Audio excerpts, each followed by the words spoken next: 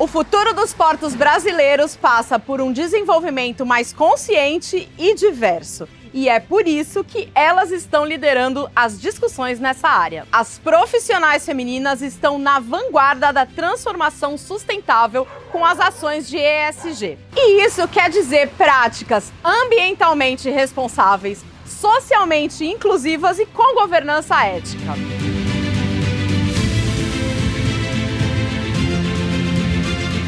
Nossas convidadas lá no Estúdio com a Lud vão apresentar iniciativas inovadoras que conectam a participação feminina com práticas sustentáveis. E a Lud está lá no estúdio com duas feras do ESG, a Daniela Biscaro, da Deep World, e também a Beatriz de Toledo Lupuí, da Santos Brasil. Vamos lá, Lud, bora? Muito obrigada, Flávia Saad. Eu preciso falar para você que esse é um episódio que eu estava ansiosa para chegar a esse tema, porque além de ser um tema que eu amo, adoro estudar, falar, pensar sobre ele, é um tema que eu acredito que é o único caminho para a gente chegar lá no futuro. Estamos aqui no Lendárias e Portuária, gente, com duas mulheres que abrem e constroem caminho para tornar o setor portuário mais cheio de ESG, aquelas 3 letrinhas mágicas que significam Environmental, Social e Governance. Falei bonito. Mas vou falar mais bonito ainda para pronunciar o sobrenome dessas mulheres aqui, Daniela Biscaro e Beatriz Dupuy. Falei certo, né? Certíssimo. Eu tava doida para encontrar as duas. Eu tô assim, que bom que a gente tem o Lendárias e Portuárias, não só pra gente levar esse conteúdo para vocês, mas pra gente poder se conectar. E ao longo dessa segunda temporada, a gente já viu conexões saindo daqui depois do programa. Não, vamos falar sobre tal coisa, tal.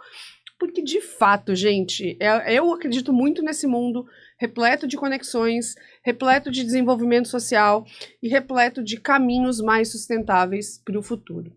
A gente está aqui num conteúdo cultural, né, num produto cultural, eu acho que é um pouco sobre isso, né? A gente levar uma visão, né, de meio ambiente, de sustentabilidade, de igualdade de gênero para um setor, né, que a imagem ali é muito calcada na questão masculina, mas a gente está vendo que tem excelentes exemplos, que já tem uma revolução acontecendo, e aqui a gente vai falar hoje sobre isso. Muito obrigada por vocês terem vindo. Eu sei que a agenda para conciliar tantas convidadas, nessa segunda temporada são 20 mulheres, gente. É uma loucura conciliar a agenda dessa galera.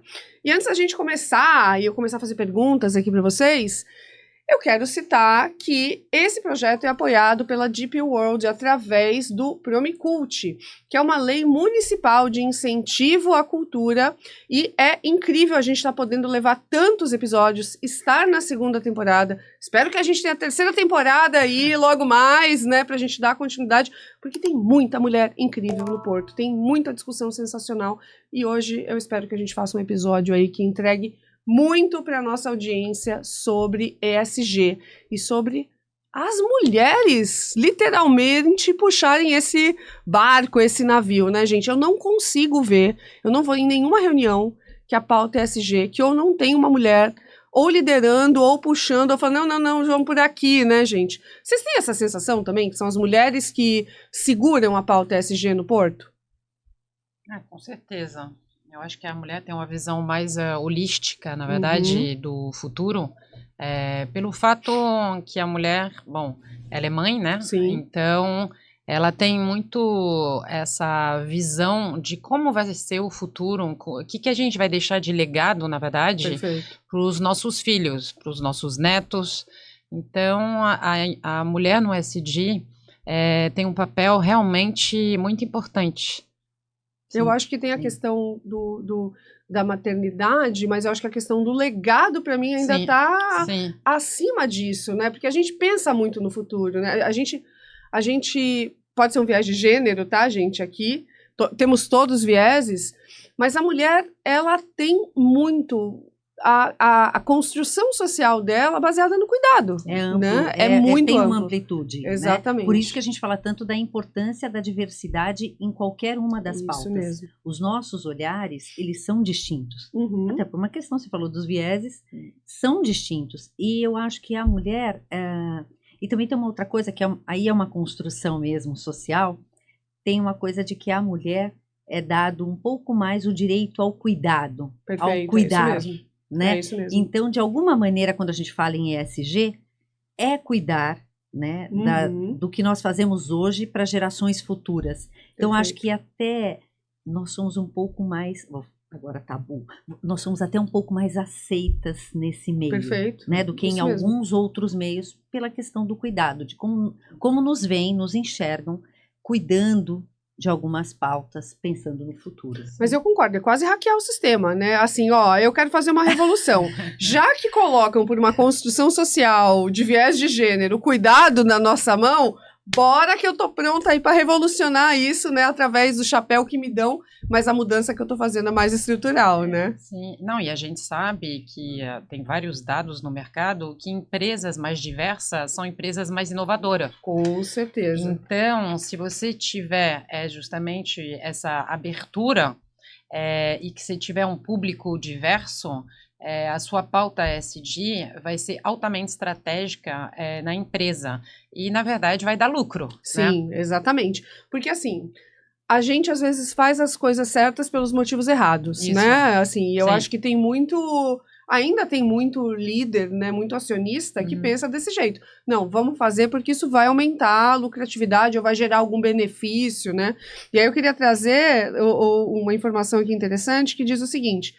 que dados do Ministério de Portos e Aeroportos indicam que, se nada for feito, 1/3 dos portos brasileiros serão impactados pelas mudanças climáticas até 2030 e 76 até 2050. Ou seja, né, risco. A gente está falando de uma coisa que pode inviabilizar o negócio, né? E nenhum acionista quer inviabilizar o negócio onde ele alocou seu capital, né? Então, é sobre isso que a gente está falando na prática, né? Mas a gente precisou dar engraçado isso, né? A gente precisou dar uma volta inteira para perceber algo que estava na nossa cara. Exato. Mas é o que eu falo sobre a educação. A gente vai educando, sim, para que, de alguma maneira, as pessoas tenham essa consciência. Eu acho que a própria COP traz isso, né? Estamos num ano de 2025, um ano importante, que nós teremos COP em casa, Perfeito. e a gente conseguiu popularizar um pouquinho. Eu digo um pouquinho porque não é tão simples ir para a Amazônia para você ir para uma COP dessa.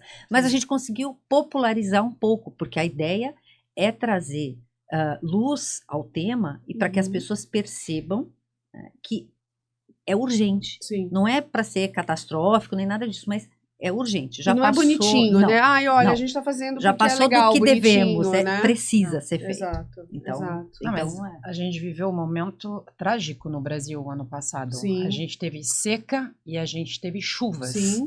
Então, eu acho que esse tema de mudanças climáticas, agora que chegou na porta das casas das pessoas, e também agora que doeu no bolso, né? Sim, porque exato. é isso, sobre né? isso é sobre também. isso. mesmo.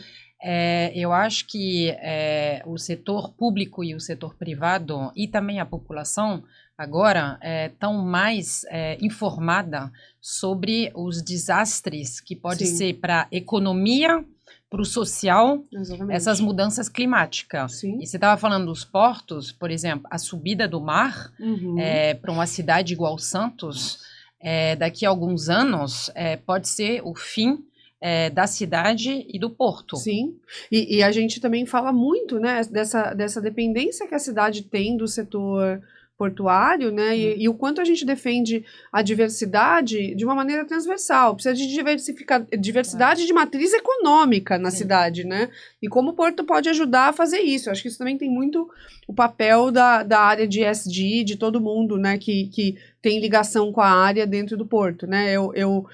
Eu tenho a sensação, é polêmico que eu vou falar, tá? Mas que, assim, o Porto, ele é totalmente autocentrado, né? Ele é totalmente, assim, só olha pro próprio umbigo. E quando ele começa a ampliar e olhar para fora, assim, vamos fazer projetos que não necessariamente tenham ligação com o nosso core business, mas que tem uma ligação adjacente. Essa mudança é o verdadeiro ESG, né? Exato. Eu tenho essa percepção, não sei se vocês concordam, porque vocês estão dentro e eu tô fora, né? Não, mas eu acho que é verdade. Quando a gente vai buscar um fornecedor, por exemplo, a gente percebe uma dificuldade Sim. da gente construir o fornecedor local. Por isso que algumas entidades estão trabalhando nisso, né? Trabalhando para habilitar com que os empreendedores, assim como você, os empreendedores tragam para perto, né? Se desenvolvam, porque faz mais sentido, é mais sustentável. Cada vez que você tem que buscar um fornecedor, cada vez que você tem que buscar um parceiro de negócio longe, perceba que você está causando um impacto muito maior. Total. Né? Então, eu concordo com isso, sim. Pelo menos eu sinto dentro de casa uma dificuldade ainda de parcerias, porque realmente a gente fala porto, a gente fala tanto porto cidade, né? Deixa a cidade para porto. Então, eu concordo com você, sim. Acho que é uma perspectiva. Tem mudado. É isso que eu ia falar. Os olhares já estão acontecendo. Teve avanços, claro, dessa relação porto-cidade, até porque nós, empresas, fizemos um trabalho de educação, então não só educação social, mas também educação ambiental. Perfeito. E que a gente está procurando parceiro que esteja na nossa cadeia de valores mais sustentável. Então, hoje em dia, por exemplo, a Santos Brasil, ela tem critério ESG para escolher os parceiros. Mas a gente a gente não quer fazer isso de uma forma bruta. Perfeito. Até porque, como você estava falando, os pequenos empreendedores, isso custa dinheiro também de ser sustentável. Sim, total. Então, o que a Santos Brasil faz? A Santos Brasil já fez 2 eventos com os nossos fornecedores, maiores e menores, falando tudo o que a gente espera no médio e longo prazo. Perfeito. E também como é que a gente pode ajudar nessa transição. Porque é isso, a gente não pode excluir fornecedores que são menores e importantes para a gente. Sem dúvida. Só porque a gente tem que se tornar sustentável rápido. A gente sabe que não é assim. Não. A transição, você falou essa palavra. Exatamente. Que eu acho que vale para tudo. Vale para mudanças climáticas, vale para energia, vale para o social, para a governança. Acho que é isso que talvez também você tenha falado da questão da mulher. Talvez a gente tenha um pouco mais claro o que significa a palavra transição, já que a gente tem que transicionar tanto na nossa vida. Verdade. Gente, me deu um arrepio aqui. Perfeito. Totalmente. A mulher transiciona a vida inteira, né? E ela desde muito cedo, né? Assim, ela começa até pela própria construção social, né? Assim, eu posso ir até aqui, ela tá transicionando até no comportamento, se adaptando até no comportamento. Gente, que insight maravilhoso, né? Que insight maravilhoso. É isso que você falou, eu acho que a gente tem mais sensibilidade nos temas ambientais e sociais. Eu não sei se é por causa da nossas vivências, eu não sei também se é porque a gente tem muito turnos, né? Durante o nosso dia também. E eu acho que a gente é profundamente, talvez mais interessada nas pautas mundiais, porque isso, na verdade, interfere no nosso dia a dia, impacta a gente. Então, por exemplo, uma nova lei sobre a disparidade. Desculpa. Isso impacta a gente diretamente. Sim. Então, a gente tem que saber o que está acontecendo em volta, né? Ficar mais ligada, né? Sim, ficar mais atenta. Eu acho que esse olhar atento, porque o ESG é sobre um olhar atento, sim, né? A gente está falando de métricas, essa sopa de letrinhas, não à toa, mas assim, são muitas métricas. E dentro dessas muitas métricas, a gente tem que escolher algumas que são de interesse do seu negócio, do interesse do teu público, do interesse de todos os atores que fazem parte dessa cadeia de valor. Então, não é tarefa fácil. Quando a gente vai fazer uma curadoria, seja qualquer uma delas, né? A gente percebe a dificuldade, porque você fala, que critério eu uso? O que é mais relevante? O que é mais importante? Né? Então, eu acho que essa construção a mulher traz para o jogo, para a mesa de negociação. A gente consegue, não só a mulher, mas qualquer diversidade, porque dentro do Porto, nós somos uma minoria ainda. Então, quando eu falo de qualquer uma das minorias, ou qualquer uma dos grupos diversos, eu estou falando de construir algo maior, porque a gente prevê, você falou em inovação, então quando você tem muitos grupos, quanto mais diverso, mais você prevê as questões. É isso aí. E aí você não trabalha com a percepção, né? Você não é pego de surpresas. Aconteceu isso no mundo? Não, eu já sabia disso, estava mapeado. E você tem, justamente, você falou a palavra-chave. Eu acho que é muito importante a gente escutar os stakeholders e ter uma matriz. Sim, isso então, mesmo. com essa matriz, você vai saber quais são as prioridades dos seus stakeholders e se essas prioridades batem também com os objetivos e os desafios da sua empresa. Perfeito. Então, isso, a escuta é muito importante. Como a gente estava falando da relação porto-cidade, o porto tem que escutar a cidade. Mas eu concordo totalmente com isso. Ai, obrigada. Obrigada. Gente, eu vou pegar esse corte da Beatriz e mandar para todas as empresas, gente. Porque é muito... Assim, para mim, a grande... Eu acho que a gente está num mundo tão complexo, né? Sim. Que a gente não precisa mapear mais os erros, etc. A gente tem que mapear as contradições. E eu vejo uma grande contradição. Assim, para mim, a contradição é... Gente, o Porto está aqui na cidade, contrata mão de obra. Tudo bem que tem uma crítica que eu faço muito, é que, assim, muitos stakeholders, tomadores de decisão do Porto, não estão na cidade. Outro dia eu falei isso numa reunião. Muitos não estão aqui. Então, é mais desafiador se sensibilizar para as questões da cidade. E aí eu sempre falo isso, o juiz pode ajudar muito, porque a gente não domina a cidade, a gente não é o poder público, né? E essa obrigação não é nossa, é do poder público, só para lembrar aqui. Mas a gente recebe muita coisa, dialoga com muita coisa, a gente captura muita história, né? Que o Porto poderia ajudar a contar justamente para fazer um trabalho macro, né? De ajudar a sensibilizar. Eu nunca esqueço, né?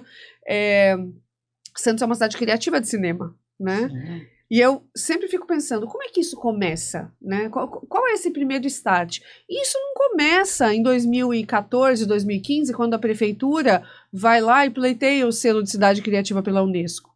Isso começa em 2005, quando um diretor de cinema resolve filmar aqui. E as empresas que têm a capacidade de fazer um aporte, né, são as empresas do setor portuário. Eu estou falando do filme Queirô. Só que esse filme depois vira um projeto social, que vira as oficinas Queirô, depois vira o Instituto Queirô, e é um dos projetos de empreendedorismo. Assim, antes de todo mundo falar de ESG, o Queirô estava fazendo ESG, né? Sim. Então, é um dos projetos de impacto, né, de geração de renda, de mobilidade social mais importantes que a gente tem na nossa cidade, começa até antes da cidade ter esse título. E hoje, para vocês terem uma ideia, eu soube que um dos alunos do Instituto Queirô, que é o João, ele trabalhou, né, na parte da produção do filme Ainda Estou Aqui. Ainda Estou Aqui. Então, assim, a gente tem um cara aí, do México 70, aqui da Baixada Santista, com o nome dele lá no Oscar, gente. E isso por conta de uma visão social, que as empresas do Porto ajudaram a viabilizar. Tem a ver com o negócio do Porto isso, gente? Não tem. Não tem a ver com core business, né? Mas eu acho assim, que como nós estamos inseridos, e aí vem muito do que a Beatriz falou, que é sobre ouvir, nós estamos inseridos nessa realidade. Eu vou falar, por exemplo, por mim. A primeira coisa que eu quis fazer quando eu me mudei para cá foi ir no cinema de rua. Perfeito. Parece absurdo? Sim, não, mas porque é uma memória afetiva, né, uma memória da minha infância, e era algo que Santos era reconhecido por. Perfeito. Então, quando o Porto tá aqui, não faz parte do meu negócio, mas educação faz. Sim. Né? Não faz parte do meu negócio, mas eu estou inserido nesta cidade. E para as pessoas dessa cidade, isso é relevante, é importante. Isso aí. Aí eu acho que a luzinha tem que acender e dizer, vale a pena que eu faça um investimento aqui. Como esse programa, por exemplo, trazendo pautas relevantes e importantes. Sim. Né? Quer dizer, a gente não teria condições de ver de uma outra forma. É uma fabricação santista. Isso mesmo. Né? Isso então, mesmo. hoje, quando você vai lá nos podcasts, tem um monte, mas quando você vai para um santista... Então tem a ver com o que eu falei, da gente realmente encontrar oportunidade dentro do local. Então, não tem mas tem. Então, acho que essa visão que a mulher faz, as pessoas na empresa brincam muito, falam, a Daniela conecta um negócio com o outro, que eu não sei. Mas eu acho que é isso que nós, mulheres, acabamos oportunizando dentro do ESG. Porque o ESG já teve outros nomes, quer dizer, o ESG não, mas a sustentabilidade já teve outros nomes. A gente já chamou de impacto social, a gente já chamou de responsabilidade social, responsabilidade socioambiental. Exatamente. A gente já... Tem muita gente que carpinou lá atrás para a gente estar aqui hoje. Sem dúvida. Homens e mulheres carpinaram lá atrás para a gente estar aqui hoje. Mas o fato é que as métricas ESG, sim, elas são relevantes a gente fazer uma curadoria. A gente precisa, porque você não consegue atacar tudo de uma vez. Perfeito. Não dá para atacar tudo de uma vez e nem medir. Porque aí você faz tudo de uma maneira mal, né? Torta. Exatamente. E tem uma outra coisa que eu acho que é legal a gente trazer, eu queria muito ouvir a visão de vocês, que é assim, né? Existem, de novo, as contradições e os contrastes. O pessoal ouve ESG, acha que, não, ESG, vamos gastar dinheiro. Não, não é assim. É um negócio. Não existe ESG sem o negócio saindo bem. Né? Precisa ter dinheiro antes. E existe, acho que, uma vertente mais romântica, né? Que não entende que é sobre negócio. Então, aí eu vou só... É sobre negócio, gente. Vamos lembrar disso? Não vamos ser românticos? E é muito bom que as mulheres reforcem isso, né? E é tanto sobre negócio que tem, em outubro de 2024, né, o Ministério de Portos e Aeroportos anunciou que vai dar benefícios para as empresas do setor portuário e aeroportuário que cumprirem metas pré-estabelecidas em termos de redução de emissão, governança, cuidado de gênero e mitigação de risco. Entre essas vantagens estão acessar fundos e acelerar processos no Ministério dos Portos e Aeroportos. Ou seja, gente, vocês entenderam do que eu tô falando aqui? Faz a coisa direitinho que você vai ganhar aí literalmente um fast track, né? Literalmente você vai acelerar, você vai ter benefício, você vai ter mais acesso. Mas faz a lição de casa direitinho, não faz de qualquer jeito. Não, né? Não pode fazer greenwash, né? Na verdade, isso. E advindo dessa pesquisa, né, que eu acho que foi extremamente relevante, porque a gente precisava entender em que grau de maturidade as empresas do Porto estavam. A pesquisa que o Ministério dos Portos fez. Fez ou está fazendo? Ainda está aberta e nós também tivemos uma de equidade de gênero específica que aí foram até as mulheres da UISTA que estavam ali encabeçando também. Então, essas pesquisas foram importantes para medir em que grau de maturidade nós estávamos. Porque agora, em 2025, nós tivemos aí, fresquinho, o lançamento da política de sustentabilidade do governo federal, trazendo selinhos no molde selinho prata, né? No molde selinhos para justamente dizer, olha, nós vamos sim fomentar os investimentos nas empresas que mais conseguem trazer resultados nas métricas ESG. Para isso, vocês terão um selinho. E para isso terão diferenças. Até porque nós somos, por exemplo, de World, somos um TUP. Então é um pouco diferente das outras empresas. O que é TUP, pessoal, né? Para quem não viu. O TUP, nós somos uma empresa privada dentro do Porto. Né? Então o TUP é aquela empresa que não tem, vamos dizer assim, o investimento direto ou a área não é do governo, né?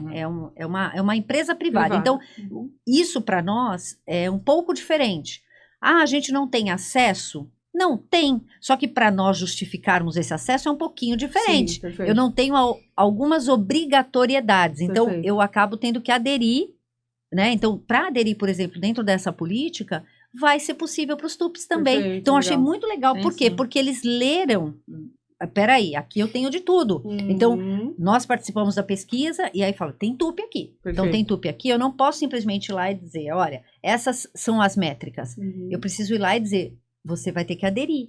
Então, você vai ter que assinar, vai ter que fazer um pacto, vai aderir ali, assim como a gente tem tantos pactos aqui na cidade também, manifestos, enfim, vocês vão ter que aderir, porque vocês não podem ser obrigados. Mas será interessante que façam. Então tá fresquinho e advindo desta pesquisa. Lembra que Beatriz falou aqui sobre ouvir as partes. Então nós fomos ouvidos.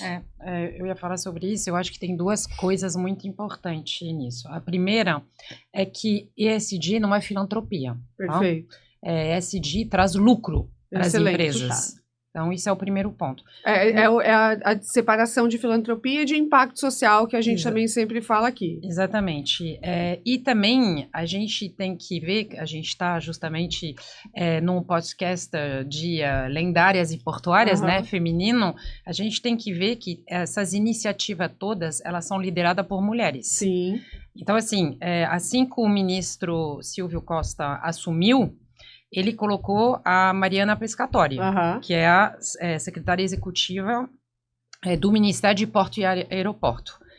Depois que a Mariana entrou, o que ela fez? Ela criou uma diretoria de sustentabilidade que é liderada pela Larissa Amorim.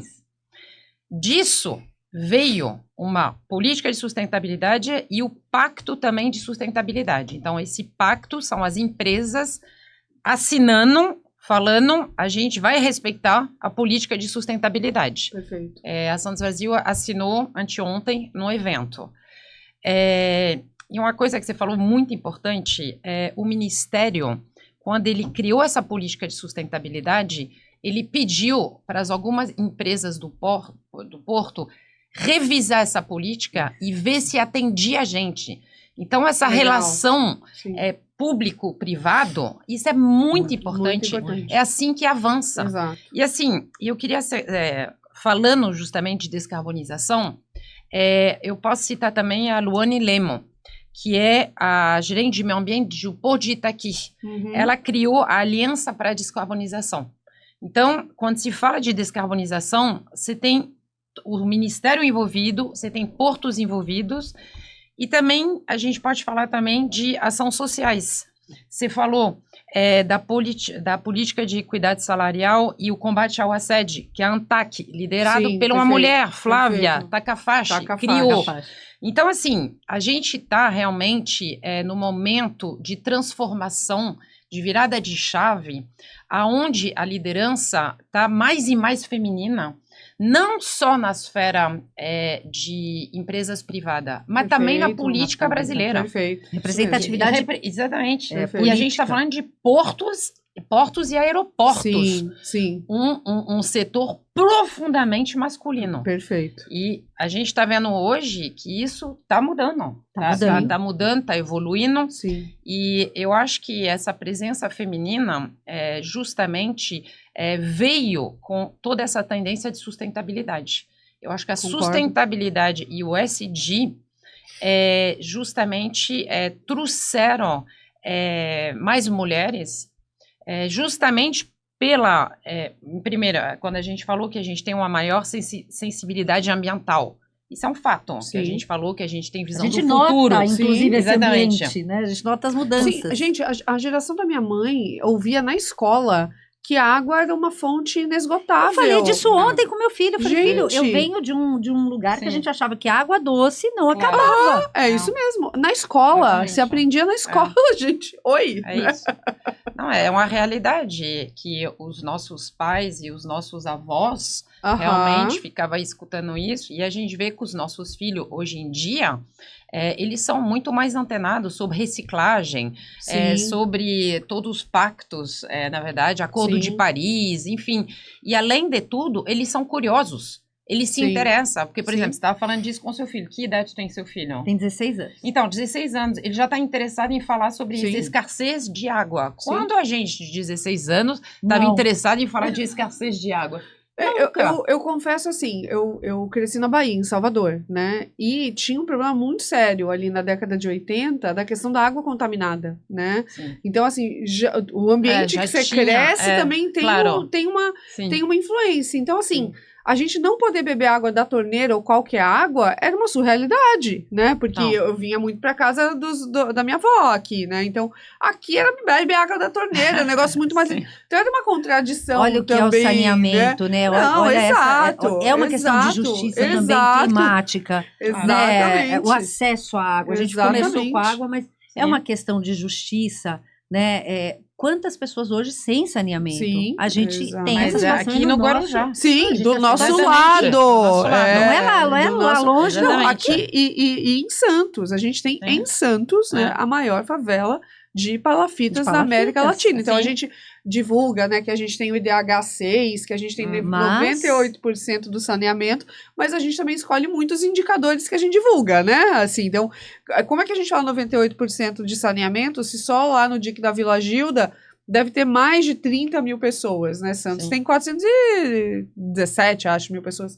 É um percentual relativo, né? É porque quando você fala em percentual, você não fala quantas pessoas, número de pessoas que não são contempladas. Isso, né? Então você fala da rede de esgoto, então você fala, olha, eu tenho 98% da cobertura.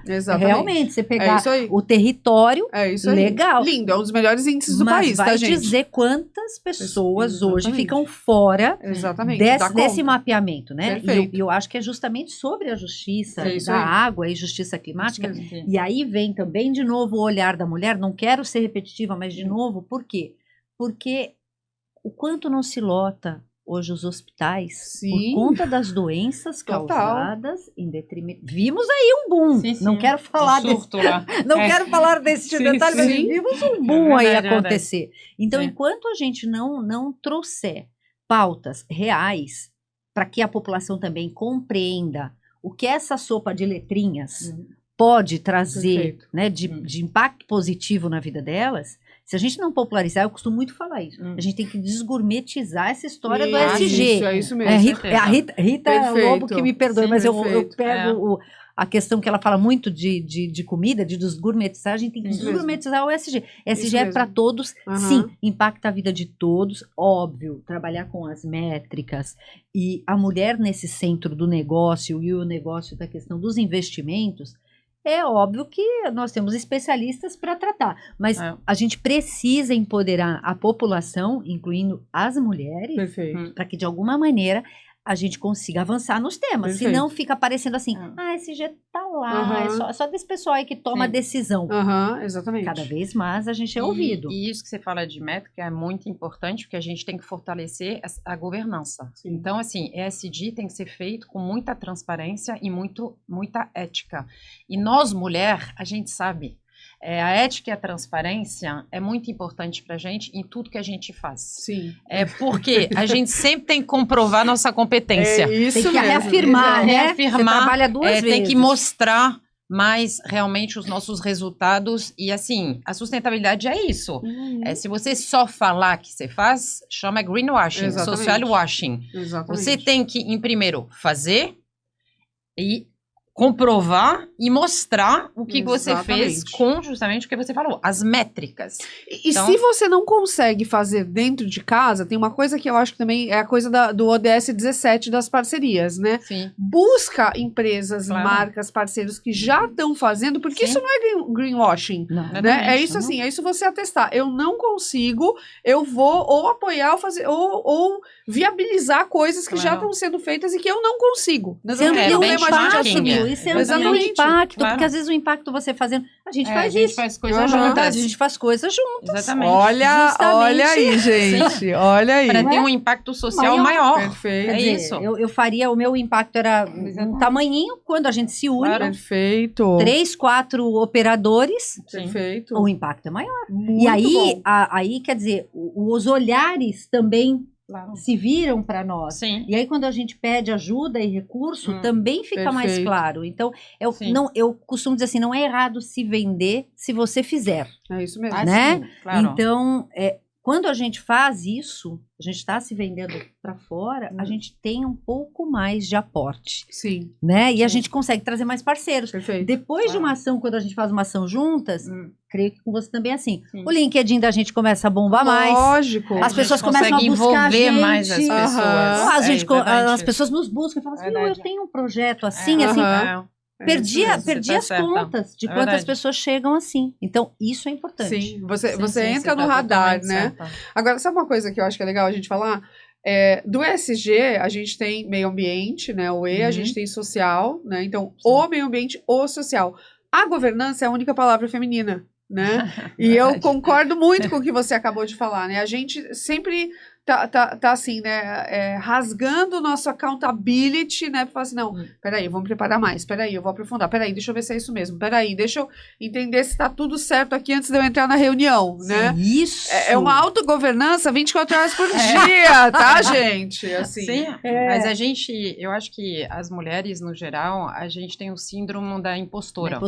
Não é? A gente não tem isso? Aqui a gente tem aquela voz que diz assim, tem certeza? Você olhou mesmo isso? Antes de entrar aqui, a gente fica assim, você preparou eu tava brincando, falei, não sei mais nada, eu não sei falar o que eu vou dizer. Eu sempre falei isso, eu vou mandar pra vocês depois um vídeo da Jana Viscardi que desconstruiu um pouco essa minha visão, né? Porque ela questiona muito por quê, né? Assim, por que a gente chama de síndrome, que é uma doença, né?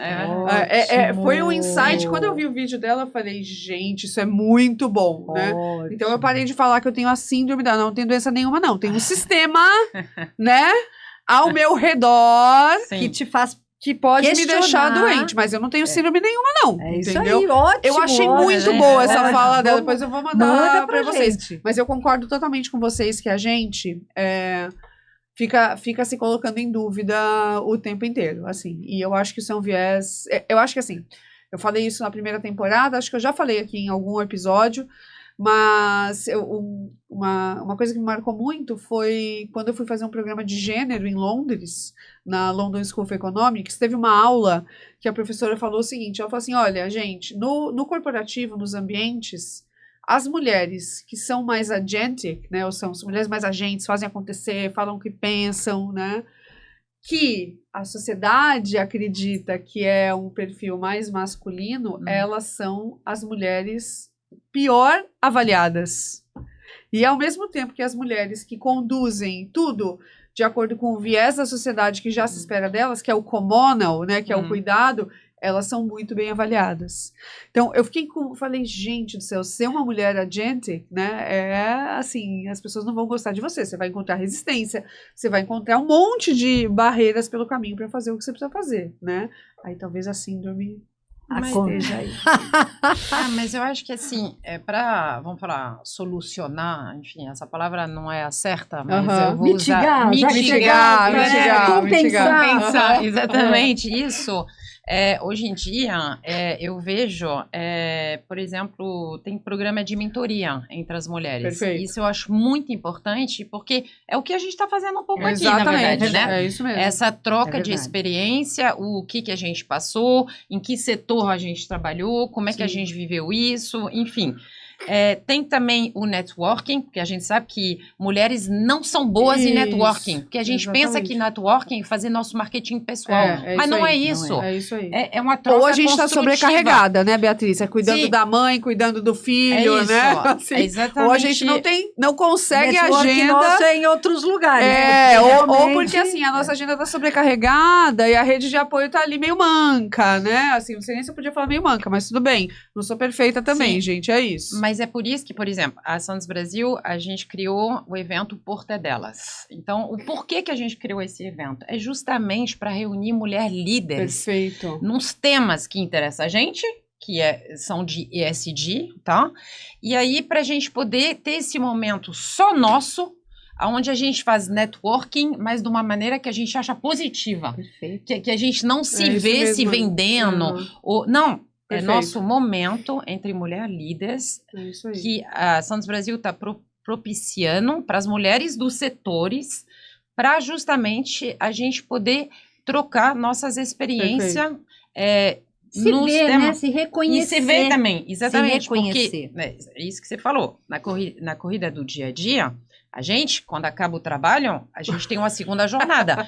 Então, a gente não vai tomar um uísque ou fumar charuto. Não. Ou jogar pôquer, né? Ou jogar pôquer. Não, a gente volta para casa. Eu adoraria. Não. Mas a gente não faz isso. Não faz. A gente volta porque tem o vôlei da filha, tem o judô, enfim, tem os deveres, enfim. A gente vai estudar, porque amanhã eu tenho uma reunião. É verdade. Exatamente isso. Não dá pra contar só com... Vai pra academia, porque ainda existe uma pressão estética e social em cima da gente. Depois dos 40, mais ainda. Então, é isso que eu falo, bem na minha hora de ser velha, as velhas tão fitness. Exatamente. A gente nunca pode ser livre. Não dá. É sempre pressionada. E o TikTok. Eu não sei o que aconteceu. O TikTok tá lá bombando, né? Então, todas fitness bonita que parece 30 anos e a mulher tem 50. Como você voltou no tempo, minha filha? Como é que você conseguiu? Eu não sei dizer. Também não sei dizer. Gente, outro dia eu vi uma de 70 que eu falei, não, ela não tem 70 anos e tá levantando esse peso. Não, Meu Deus. Olha a pressão que a gente sofre. Exatamente. É pressão. E normalmente é justamente quando a gente chega nos 40 que a gente tá no auge de tudo, né? E mesmo assim tem essa pressão. Sim. Pra que isso? Sim, a gente tá com a maturidade, né? Eu acho que é isso, porque nossas carreiras, não sei a tua, mas as nossas carreiras foram muito pautadas em ter firmeza. A gente, né, nós mulheres gostamos de ter firmeza, o pé no chão. Sim. Eu não dou aquele pulo, é um pouco mais difícil pra gente arriscar. Exatamente. Sim, com certeza. Né? Eu não saio daqui sem muita coisa envolvida. Eu não saio daqui, né? Então eu acho que isso também faz com que a gente de alguma maneira se segure, e eventos como o que vocês vão fazer, eu acho que são extremamente importantes, porque expõe a nossa vulnerabilidade, a gente se enxerga uma na outra, e o exemplo inspira, né? Sim, total. Porque a palavra, como fala, né? A palavra inspira, o exemplo arrasta. Então, eu acho que a gente precisa desse tipo de fórum. Esse fórum, como hoje, né, que nós estamos aqui, a gente precisa desse fórum. A gente precisa dizer para as mulheres, venham para o porto, né? E a gente está tentando manter vocês seguras também, porque nós pensamos nas nossas seguranças, né? Para dentro de casa a gente percebeu muito isso. A gente na Deep World somos muito reconhecidos pelo desenvolvimento das carreiras. Lá muitas pessoas entram pensando em ascender em suas carreiras. Legal. A gente percebeu que estava diferente entre homens e mulheres. Os homens chegam... Por quê? Porque se eu começo a contratar mulheres com menos experiência, porque eu tenho que baixar a régua um pouquinho, senão eu não encontro mulher que pilota carteira XPTO, Z. Você tem que facilitar o acesso. Então, quando a gente facilita o acesso, perfeito, mas a hora que você facilita o acesso, na hora dela ascender, os homens passam na frente. O cara tá com 20 anos de experiência na frente, 15 anos de experiência na frente. A gente precisou fazer um plano, né, que é justamente trabalhar com elas no porto, justamente para trabalhar essas mulheres, para prepará-las um pouquinho mais de vivência para conseguir ter igualdade no acesso. Perfeito. Então, é um pouco isso. Às vezes você diminui um pouquinho o degrau, né? A outra é baixinha, vai subir. Diminui o degrau e aí você faz com que isso fique um pouquinho mais uniforme. Então, a gente precisa dizer para as mulheres, o porto é seu sim. Vem pro porto, tem lugar, tem espaço. Ela está falando, Daniela está falando do objetivo do Lendários e Portuárias aqui, ó. E hoje em dia tudo é automatizado, ó. Então, assim, a mulher, ela compete no mesmo nível que o homem, porque ela tem os mesmos estudos. Perfeito, isso então, aí. assim, a gente, hoje, todos os nossos RTG são feitos via joystick dentro de uma sala, assim, fechada, confortável, segurança. E que as mulheres até às vezes levam uma certa vantagem, porque elas têm uma coisa do dedinho fino, detalhe, refinamento. Olhar, tem mais, né, e eu vou te falar uma coisa. Eu estava falando com o gerente de segurança da Santos Brasil, e ele me falou assim, você sabe que mulheres... tem muito menos porcentagem de acidente quando dirige os nossos caminhões do que homem. Ele falou, eu adoro mulher caminhoneira. Não tenho acidente. Porque elas são cuidadosas, elas pensam no filho em casa. Tem que voltar para casa. Exatamente. Mas, Beatriz, você falou tudo, sabe por quê? Isso é recorrente no gênero, sim. Isso acontece, por exemplo, em capital de risco. Menos mulheres recebem investimento. Mas as startups de mulheres que receberam investimento têm muito menos propensão a quebrar e dar errado, porque elas mitigam muito mais o risco. Elas podem não crescer, tipo, foguete, assim. Elas crescem mais sustentável, mas elas não quebram. Surreal. É exatamente o que você acabou de falar. Está presente em muitos setores esse comportamento. Agora vamos lá, porque, gente, esse papo está delicioso, mas eu quero chamar a Flávia Saad para que ela pergunte o que essa mulherada que está por aí pensa. Marileide, quando você fala em trabalhador portuário, qual que é a primeira imagem que vem na sua cabeça? Eu vejo a mulher atuando em diversas áreas, inclusive dentro do porto, trabalhando até mesmo como planner e atendendo navios, que acontece onde eu trabalho. Olha, que legal. Você veio de... Tinha pessoas na sua família que trabalhavam no setor portuário? Como que você foi parar nessa área? Eu fui parar nessa área porque eu conheci um senhor e ele viu o quanto eu trabalhava em outra área que não tinha nada a ver. Eu tinha, na verdade, 18 anos quando eu entrei no... Faz pouco tempo, né? Quando eu entrei na área portuária. Eu fui convidada e até lá estou na mesma agência, porém fui transferida somente. Legal. E você acha que a presença de mulheres nesse ambiente portuário consegue deixar essa área, esse setor mais inclusivo, mais diverso, mais sustentável até? Consegue sim, porque a mulher ela tem a ambição, ela tem o controle do que ela quer fazer, do que ela deseja para ela mesma.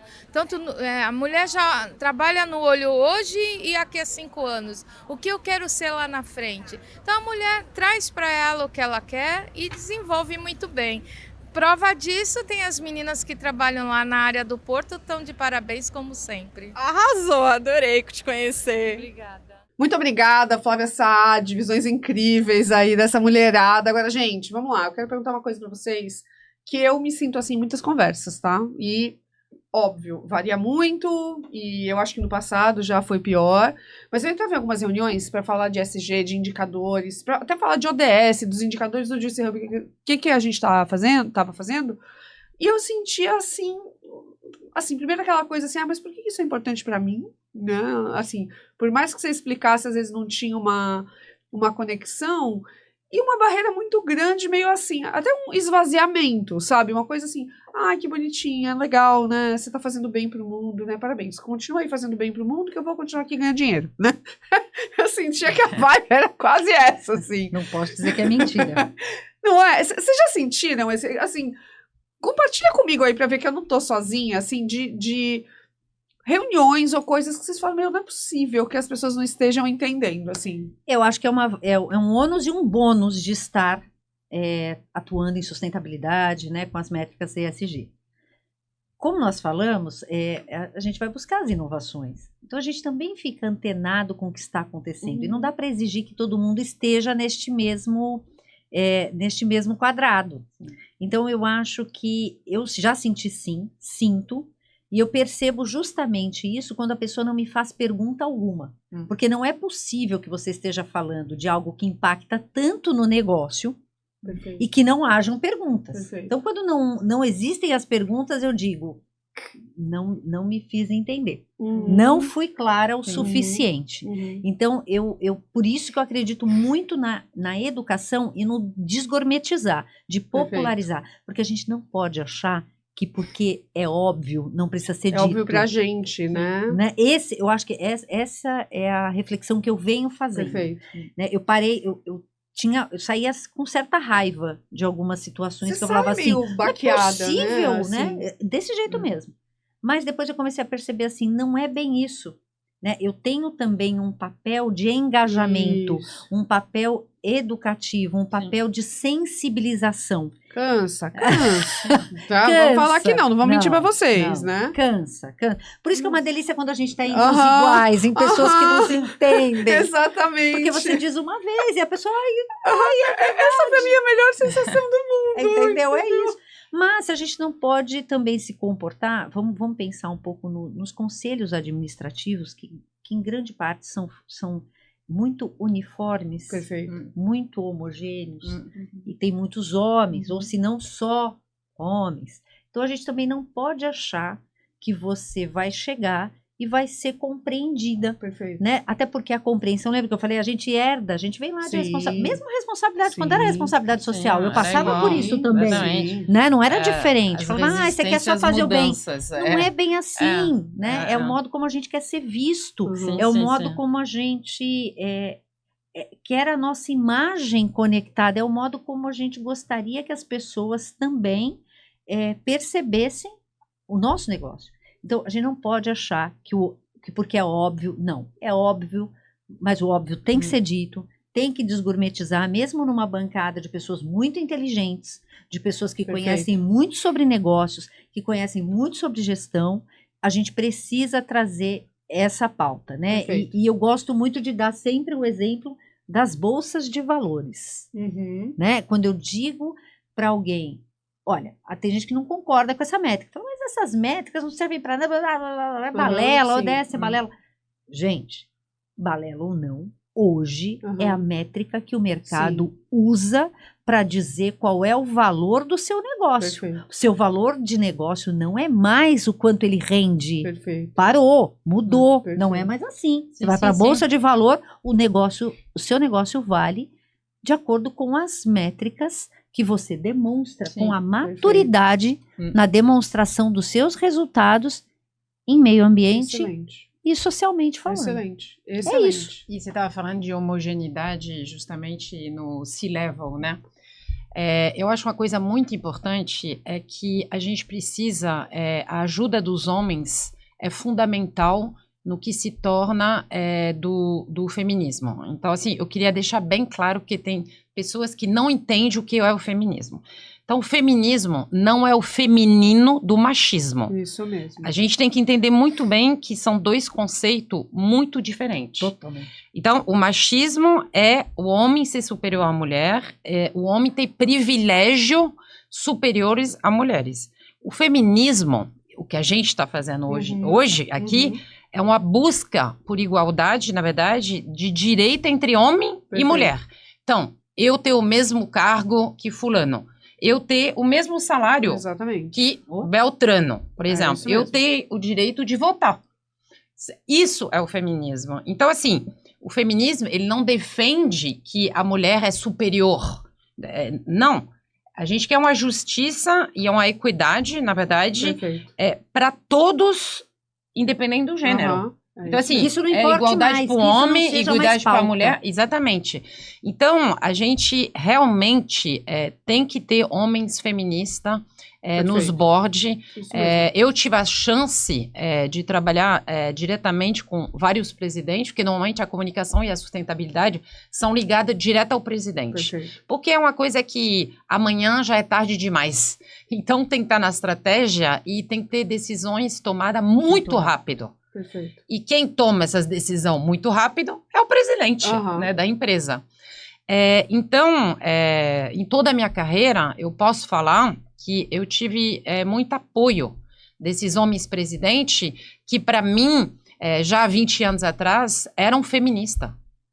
É isso. Mesmo sem ser nome, já era um comportamento. É uma visão de que eu quero mulheres, eu quero diversidade, porque isso me faz pensar antes do negócio acontecer. A coisa da diversidade nas equipes, na verdade, te traz inovação e, na verdade, isso te traz lucro. É isso mesmo. Então, como eu falo, mitiga risco, ESG né? não é filantropia. Perfeito. Não é sobre isso. Perfeito. É sobre realmente trazer lucro para a economia brasileira e para a economia mundial. Isso mesmo. Então não é uma moda. Né? E com o bem-estar, atrelado ao bem-estar, porque não o lucro não precisa mais ser devastador. Destruidor. Não é mais. Não é mais. Como é que a gente fala agora? Tóxico. Não precisa. Palavra tóxica. E vocês imaginem, se nós estamos aqui nessa pauta, somos mulheres, mas somos mulheres brancas. Imaginem o lugar, não é um lugar de fala, mas imaginem o lugar da mulher preta nesse universo. Sim. Exatamente. A gente é privilegiada. Não, totalmente. A gente tem vários discussões internas sobre isso.